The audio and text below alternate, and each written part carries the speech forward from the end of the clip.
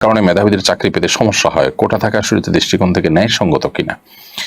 দেখুন, কোনো পিছিয়ে পড়ে থাকা জনগোষ্ঠীকে এগিয়ে নেওয়ার জন্য যৌক্তিক এবং গ্রহণযোগ্য পর্যায়ের যদি কোটা থাকে, অথবা দেশের মানুষের প্রতি, জাতির প্রতি, জাতীয় ক্ষেত্রে কোনো অবদান কেউ রেখেছে, এরকম কারোর অবদানের স্বীকৃতি স্বরূপ তাদেরকে যদি কোনো সুযোগ সুবিধা দেওয়া হয়, রাষ্ট্র বা সরকার দেয়, সেটা যৌক্তিক কারণে দিলে এবং সেটা রাজনৈতিক কোনো উদ্দেশ্য ছাড়া আপনার বাস্তবতার ভিত্তিতে যদি দেওয়া হয়, তো সেটা শরীর দৃষ্টিকোণ থেকে নাজায়েজ হওয়ার কোনো কারণ নেই।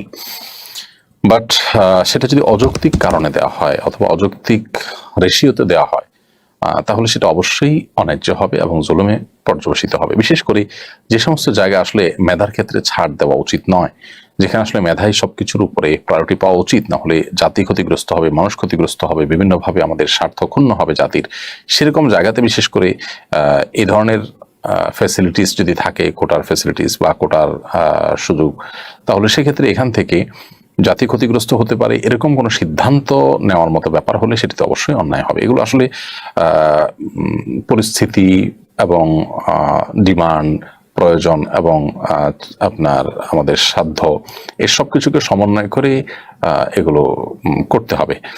এগুলোর ক্ষেত্রে রাজনৈতিক উদ্দেশ্য, ভোটের রাজনীতিকে মাথায় রেখে করলে অথবা অন্য কোনো কারণে করলে, অথবা যে কোনো কারণেই হোক না কেন, তাতে জাতীয়ভাবে আমরা ক্ষতিগ্রস্ত হলে সেরকম সিদ্ধান্ত যদি নেওয়া হয়, সেটা অবশ্যই ভুল হবে এবং অন্যায় হবে। অনেক সময় দেখা যায় যে আমরা এই জাতীয় কোটার কারণে নানামুখী বিপত্তির মুখে পড়ি।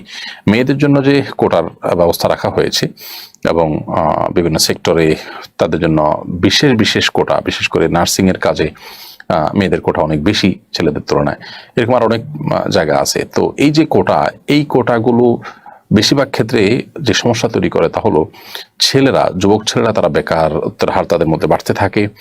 মেয়েদের, তাদের স্বকীয়তা বজায় রেখে মেয়েরা মেয়েদের অঙ্গনে কাজ করবে, ইসলাম সেটাকে নিষেধ করে না। একজন মুসলমান হিসাবে আমরা কেউ সেটাকে ডিনাই করি না। একজন মেয়ে, নারীদের যে সমস্ত সার্ভিসের ব্যাপার থাকবে সেগুলো একজন মেয়ে দিবেন, সেটাই কাঙ্ক্ষিত। অতএব তিনি সেই জায়গাতে কাজ করবেন, করতে পারেন। কিন্তু তাকে ছেলেদের সাথে যদি মিশিয়ে ফেলা হয়, বা যেখানে ছেলেরা কাজ করতে পারে সেখানে ছেলেদের তুলনায় তাদেরকে যদি প্রায়োরিটি দেওয়া হয়, তাহলে সেটা কি হবে? তার ফলশ্রুতিতে যা হওয়ার তা হচ্ছে সমাজ আমরা দেখতে পাচ্ছি। একজন মেয়ে, তিনি যদি স্বাবলম্বী হন, আর্থিকভাবে শক্তিশালী হন, তিনি দুর্বল ছিলেন এক সময়, এরপর আস্তে আস্তে তিনি শক্তিশালী হয়েছেন। বাস্তবতা হলো যে এরকম পরিস্থিতি তৈরি হলে তখন এই মেয়ের সংসার খুব বেশি একটা টেকে না, বা দাম্পত্য কলহ তার দিন দিন বাড়তে থাকে। এর বিপরীতে একজন ছেলে যদি চাকরি না থাকে, তার বেকার থাকেন, এরপর চাকরি পান, কিংবা অর্থনৈতিকভাবে তিনি স্বাবলম্বিতা অর্জন করেন, তার অর্থনৈতিক